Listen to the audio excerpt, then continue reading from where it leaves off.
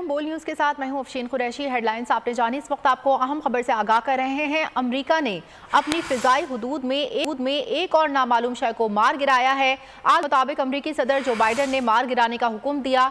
वाकया कनाडा की सरहद के करीब झील हुरोन के करीब पेश आया है। आलमी मीडिया के मुताबिक रवां माह में नामालूम शय को गिराने का ये चौथा वाकया है। आलमी मीडिया के मुताबिक पेंटागन ने वाकये की तस्दीक कर दी है। अहम खबर दे रहे हैं इस वक्त आपको। आलमी मीडिया के मुताबिक अमेरिका ने अपनी फिजाई हुदूद में एक और नामालूम शय को मार गिराया है। आलमी मीडिया के मुताबिक अमेरिकी सदर जो बाइडन ने इस शय को मार गिराने का हुक्म दिया है। वाकया कनाडा की सरहद के करीब झील हुरोन के करीब पेश आया है और रवां माह में नामालूम शय को गिराने का ये चौथा वाकया है।